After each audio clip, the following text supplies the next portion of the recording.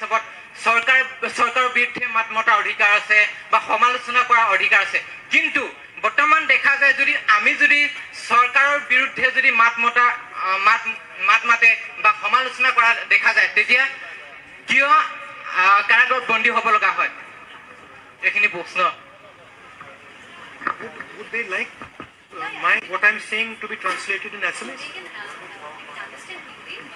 Okay. Sir ये बोल रहे हैं कि अभी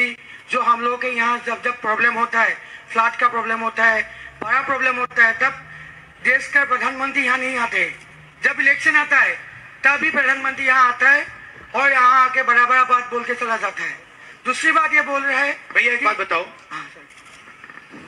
फ्लड के टाइम आप प्रधानमंत्री को कुछ दे सकते हो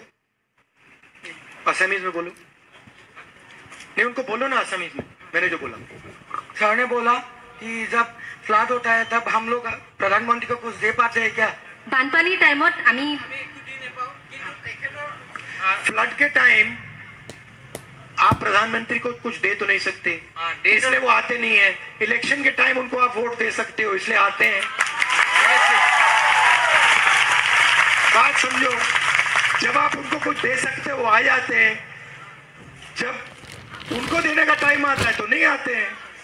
सर मैं एक बात बोलना चाहता हूँ असमिया में बोलूंगा कि अच्छा आपने मुझे अपना नाम नहीं बताया मेरा नाम माधुर्य सोनल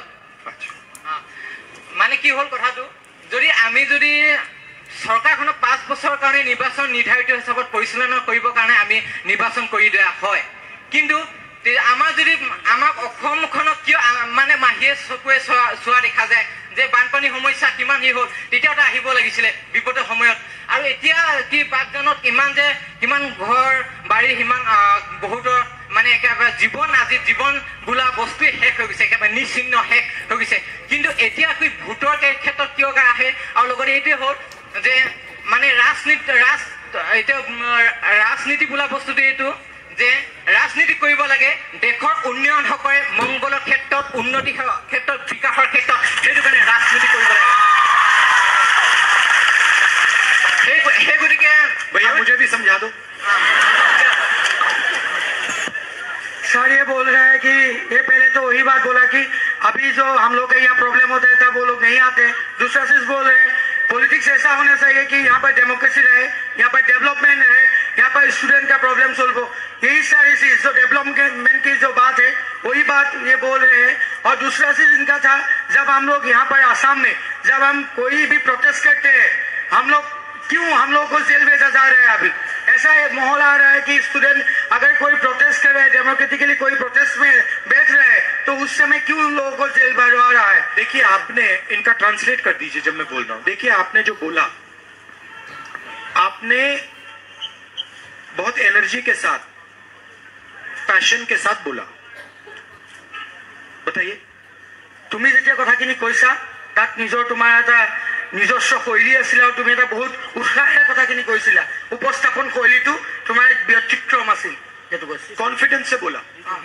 आत्मविश्वासेৰে কৈছা आत्मविश्वास से बोला है ना वो ये जो आत्मविश्वास है ना जो ये कॉन्फिडेंस है वो इससे डरते हैं बोलो এই আত্মবিশ্বাসৰে চৰকাৰখনে ভয় কৰে সেইটো কৈছে যে তোমাৰ যেনেকুৱা যে আত্মবিশ্বাস এনেকুৱা আত্মবিশ্বাস হলে বৰ্তমান চলি থকা বিজেপি চৰকাৰখনে ভয় কৰে वो कहते हैं कि अगर ये आत्मविश्वास फैल गया तो इसको हम कंट्रोल नहीं कर पाएंगे इसलिए इसको जेल में डालो তোমালোকৰ নিচিনা আত্মবিশ্বাস থকা ব্যক্তিসকলৰ পৰা যদি আৰু 10 জন এনেকুৱা আত্মবিশ্বাস থকা ব্যক্তি উৎসাহিত নহয় তাৰ বাবে যিসকলে প্ৰতিবাদত নামে তেওঁলোকক জেললৈ পঠিয়াই দিয়া হয় आपके अंदर अच्छा मैं हिंदी समझती हूँ लेकिन अच्छा से बोलने के लिए नहीं जानता हूँ मैं एक बात बोलता हूँ और एक है सर वर्तमान ये देखो अब देखो कॉन्फिडेंस और भी आ गई है ना हाँ बोलो वर्तमान माने हम कि इमान जे विगत किमान बছৰ পৰা ৰাজনীতি আমাৰ 1947 চনৰ 15 আগষ্টৰ পৰা দেশখন স্বাধীন হ'ল কিন্তু তেতিয়া জৱাহৰলাল নেহৰুৱে বহুত ভাল তেনেকে কাম কৰিছিলে বাৰু মানে ধীৰ গতিত হলেও কিন্তু মই এটা আমি এটা ক্ষেত্ৰতে লক্ষ্য কৰো যে আজি ৰাজনীতি যিমান চৰকাৰ হওক যিয়ে নহওক লাগে যি দলীয় হওক লাগে চৰকাৰ মানে ৰাজনীতি কৰে কিন্তু আজি সৰ্বাংগীন উন্নতিৰ ক্ষেত্ৰত আমাৰ অসমখন হওক আমাৰ অসমখনক মাহিয়ে চকুৰে চোৱা যেন পাওঁ কি ঔদ্যোগিকৰণৰ ক্ষেত্ৰত আজিলৈকে কোনো এখন চৰকাৰে গুৰুত্ব দিয়া নাই মই সেই কাৰণে ভাবোঁ যে যদিহে ঔদ্যোগিক ক্ষেত্ৰত যদি আগবঢ়া হয় তেতিয়া আমাৰ অসমখন স্বাৱলম্বী হ'ব তেতিয়াই নিজৰ আমাৰ যুৱক চাম ইয়াতে সংস্থাপন পাব তেতিয়া নিজৰ স্বাৱলম্বী হোৱা মানে মহাত্মা গান্ধীয়ে কৈছিল যেতিয়া অসমখনৰ যেতিয়া নেকি গাঁৱে ভূঞে যেতিয়া উন্নত হ'ব তেতিয়া এখন দেশ বা এখন ৰাজ্যৰ উন্নত হোৱা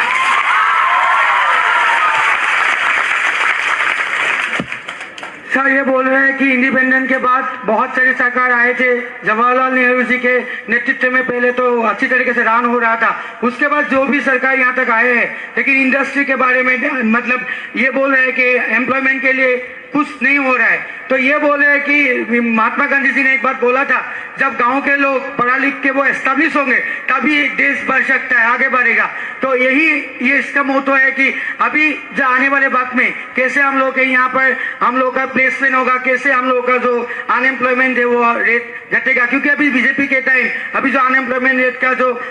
परसेंटेज है वो दिन बाय दिन बढ़ते ही जा रहा है अच्छा एक बात इनसे पूछिए बीजेपी के टाइम में इनको लगता है कि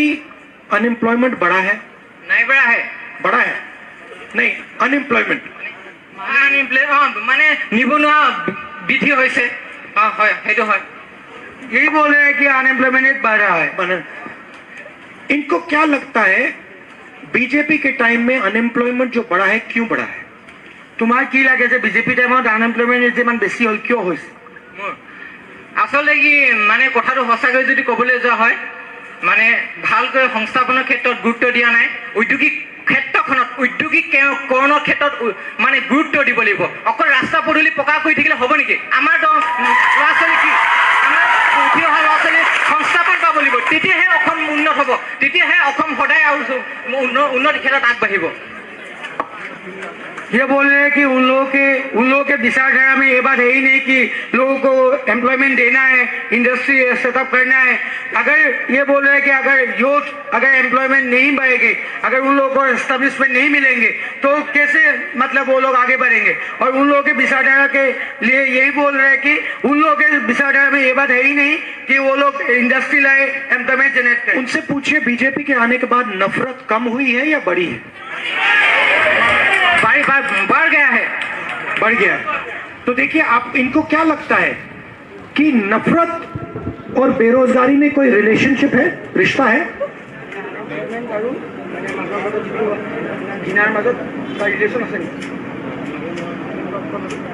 नफरत और बेरोजगारी में कोई रिश्ता है ঠিকেই বাৰু মানে এতিয়া বৰ্তমান সময়ত যে নিবনুৱা ক্ষেত্ৰত বৃদ্ধি হৈছে আৰু ঘৃণিত ভাৱ ইটো জাতি প্ৰথাৰ ক্ষেত্ৰত মানে সংঘাত সৃষ্টি হৈছে ইমানে কথা আৰু এটা হ'ল